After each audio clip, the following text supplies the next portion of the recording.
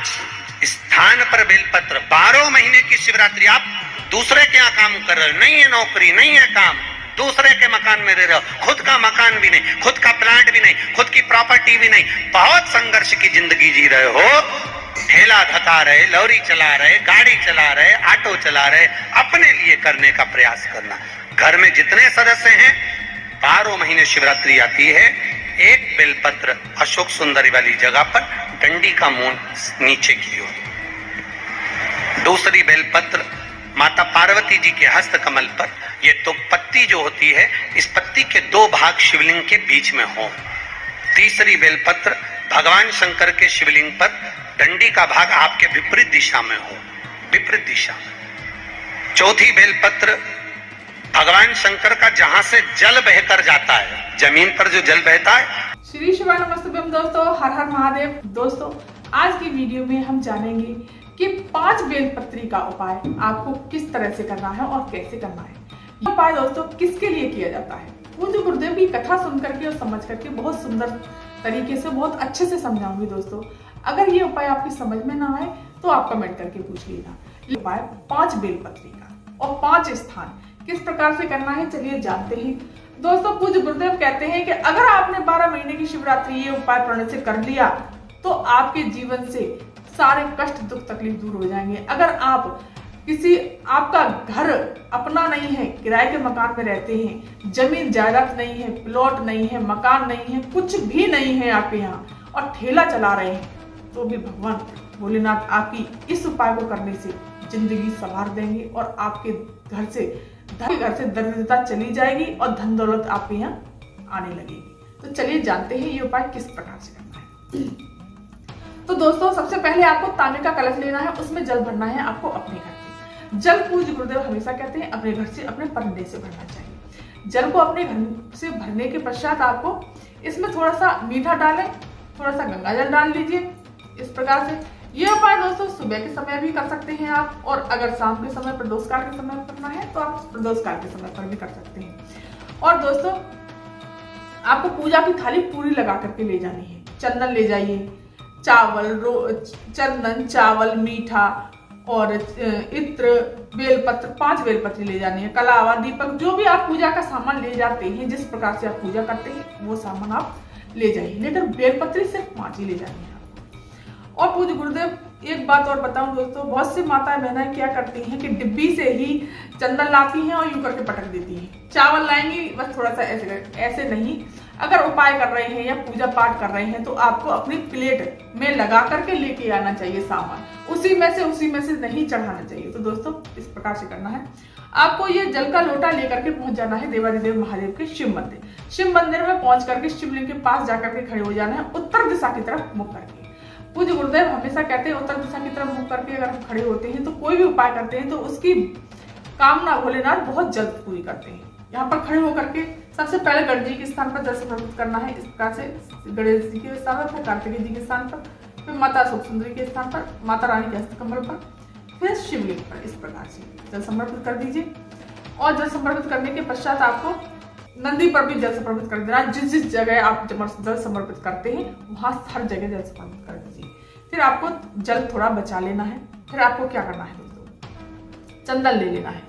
चंदन लेकर के आपको इस प्रकार से त्रिपुंड बनाना है शिवलिंग पर। श्री शिवाय नमस्तुभ्यं मंत्र का जाप करके 3 उंगलियों से त्रिपुंड बना दिया। गणेश जी के स्थान पर लगा दीजिए, कार्तिकेय जी के स्थान पर लगा दीजिए, माता अशोक सुंदरी के स्थान पर लगा दीजिए, माता रानी का हस्त कमल पर लगा दीजिए। जहां जहां आप टीका लगाते हैं नंदी पर भी इस प्रकार से तिलक कर दीजिए। अब दोस्तों चावल समर्पित कर देने हैं। इस प्रकार से आपको सब जगह चावल समर्पित कर दीजिए। ये 5 बेलपत्र वाला उपाय है दोस्तों। मीठा समर्पित कर दीजिए। इत्र अगर लगाना चाहते हो तो इत्र लगा दीजिए। जो आप पूजा की सामग्री लेके जा रहे हैं वो सब आप इस तरह से समर्पित कर दीजिए। इत्र लगा दीजिए। मेरे भोलेनाथ को इत्र बहुत पसंद है। इस तरह से इत्र लगा दीजिए। और अब जानते हैं सबसे पहला बेलपत्र। दोस्तों बेलपत्र हमेशा साफ सुथरी बेलपत्र होनी चाहिए, साबुत, एकदम साफ सुथरी। खंडित बेलपत्री नहीं होनी चाहिए, एकदम साफ सुथरी बेलपत्री होनी चाहिए। इस पर थोड़ा सा चंदन लगाएंगे हम। तो सबसे पहली बेलपत्र हमको कहाँ समर्पित करनी है, अपनी कामना कहते हुए, कामना कहिए न कहिए, पूज्य गुरुदेव ने कहा है 12 महीने की शिवरात्रि आती है, प्रत्येक शिवरात्रि को ये उपाय करना है। भोलेनाथ अपने आप आपकी मनोकामना पूरी कर देंगे, अपने आप समझ जाएंगे कि आपको क्या चाहिए। गरीब बड़ा की जिंदगी भी आपकी बिल्कुल बहुत अच्छी भगवान भोलेनाथ कर देंगे। तो आपको यहाँ से इस बेलपत्री को पकड़ना है, यहाँ से इस प्रकार से, और अशोक सुंदरी के स्थान पर इस तरह से आपको समर्पित कर देना है। डंडी का मुख जलाधारी की तरफ, पत्ती का मुख शिवलिंग की तरफ, इस तरह से समर्पित कर देना है। पहला बेलपत्र यहाँ। अब जानते हैं दोस्तों दूसरा बेलपत्र। दूसरा बेलपत्र कहाँ पर समर्पित करना है? देखिए दोस्तों, इस तरह से चंदन लगाकर ही बेलपत्र समर्पित करना चाहिए। पूज्य गुरुदेव हमेशा कहते हैं चंदन लगाइए, चाहे कुछ भी है, चाहे एक चावल का दाना ही क्यों न लगाए, लेकिन बेलपत्र पर हमेशा कुछ न कुछ लगाकर ही समर्पित किया जाता है। तो इसको भी यहाँ पर पकड़ करके जो शिवलिंग है, जो माता रानी का हस्तकमल है, ये कटी भाग है, तो यहाँ पर आपको किस प्रकार से बेलपत्री समर्पित करनी है, ये बात दोस्तों बहुत ध्यान से सुनना और समझना।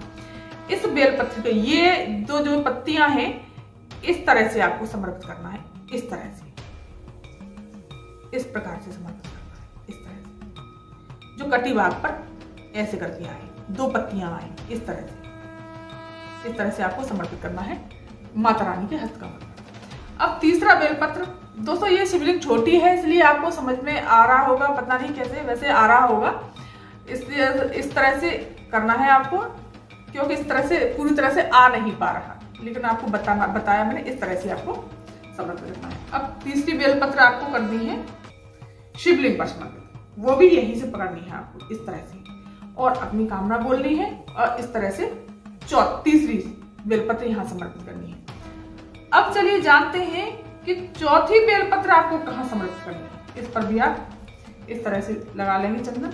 चौथी बेलपत्र समर्पित करनी है आपको जहां से जल नीचे गिरता है, यहाँ जो स्थान है शिवलिंग को छोड़कर, जलाधारी को छोड़कर जो जल नीचे गिरता है, यहाँ पर, वो भी बेलपत्री का डंडी का मुख इधर की तरफ होना चाहिए, और यहाँ अपनी कामना करें। और 5वीं बेलपत्र आपको समर्पित करनी है जो नंदी का उठा हुआ भाग है, उठा हुआ पैर है ना, ये वाला जो दबा हुआ पैर है दोस्तों, यहाँ नहीं करना, ये उठा हुआ पैर है, यहाँ पर इस तरह से नंदी के उठे हुए पैर पर इस तरह से आपको समर्पित कर देनी है बेलपत्र। इस तरह से समर्पित करने के पश्चात दोस्तों अपनी मनोकामना बोलनी है और प्रणाम करना है। प्रणाम करने के पश्चात आपको फिर ये जल 5 जगह आपको समर्पित करना है।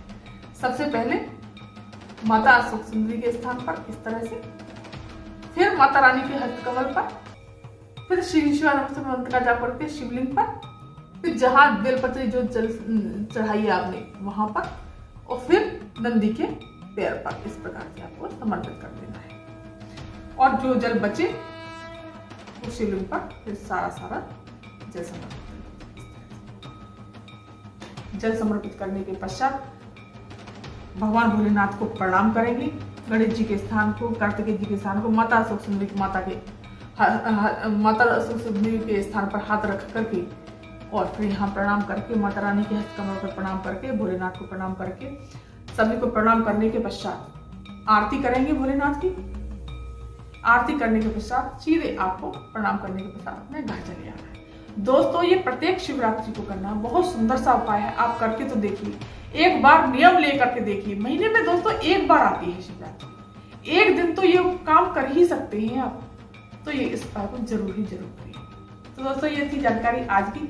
अगर ये वीडियो, ये जानकारी आपको अच्छी लगी हो, पसंद आई हो, तो चैनल को सब्सक्राइब कीजिए, वीडियो को लाइक कर दीजिए, और कमेंट में श्री शिवानंद अवश्य लिखिए। धन्यवाद।